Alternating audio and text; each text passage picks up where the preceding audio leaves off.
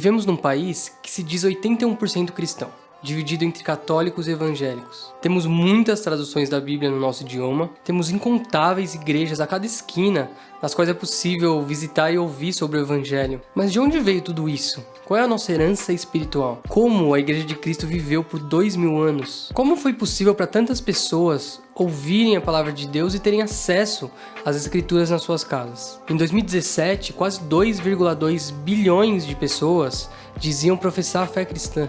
Para responder essas e uma série de outras perguntas, a gente estuda a história da Igreja.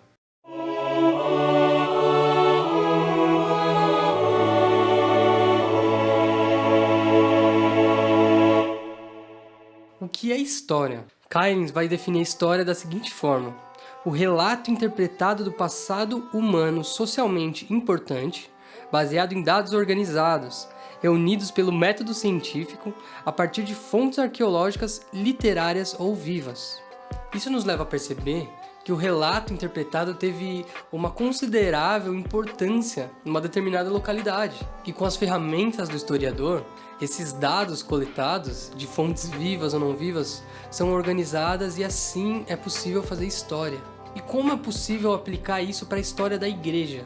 Vamos usar a definição de história da Igreja como relato interpretado da origem, progresso e impacto do cristianismo sobre a sociedade humana, baseado em dados organizados, reunidos pelo método científico a partir de fontes arqueológicas, documentais ou vivas. Ou seja, a história da Igreja é a história interpretada e organizada da redenção humana e da Terra.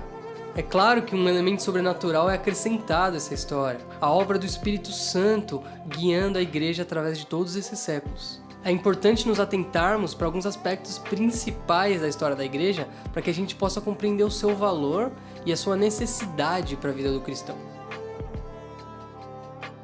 Em primeiro lugar, a gente vê a história da Igreja como uma síntese. A história da Igreja relaciona os fatos que ocorreram no passado com essa proclamação e aplicação futura do Evangelho. Essa síntese faz com que a gente olhe para o que foi feito anteriormente e que isso nos inspire, nos dê força a proclamar e a aplicar a palavra de Deus a todas as pessoas. Outro ponto é que a história da Igreja mostra o Espírito de Deus em ação através da Igreja durante os séculos de sua existência.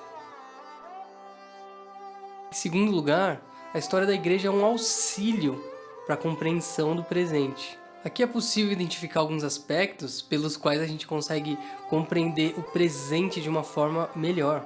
Podemos compreender melhor o presente se conhecemos suas raízes no passado. Crenças e práticas litúrgicas diferentes são compreendidas de forma mais fácil à luz da história da Igreja. Os problemas contemporâneos da Igreja são esclarecidos pelo estudo do passado, pois no estudo do passado a gente consegue ver paralelos e padrões. Um terceiro ponto, a história da Igreja como um guia. A capacidade de evitar erros e práticas equivocadas é outra utilidade do estudo do passado da Igreja. A falta de conhecimento ou simplesmente a negligência das Escrituras vai enfatizar tantas heresias que foram cometidas ao decorrer da história da Igreja e ainda nos dias de hoje. Em quarto lugar, a história como força motivadora. A história da Igreja também oferece edificação, inspiração ou entusiasmo, que estimulam uma vida espiritual elevada. No capítulo 15 da Epístola aos Romanos, o apóstolo Paulo vai enfatizar a importância do conhecimento do passado como esperança para a vida do cristão. Quando a gente enxerga a condução do Espírito ao decorrer da história, a gente é menos tentado a ficar ansioso sobre o futuro da Igreja. Pelo contrário, a gente é motivado pelo Espírito Santo a trabalhar de uma forma mais consistente ao enxergar o exemplo, desses cristãos antigos. A história da Igreja como força libertadora. Não é possível compreender o desenvolvimento da nossa civilização ocidental sem que a gente analise o papel da religião cristã em tudo isso. Quem estuda a história da Igreja jamais se isolará em sua denominação, pois perceberá a unidade do verdadeiro corpo de Cristo ao longo dos séculos. Ele também se tornará mais humilde ao encontrar os gigantes de sua herança espiritual e perceber o quanto lhes deve. Ele se tornará mais tolerante para com aqueles que dele diferem em questões não essenciais.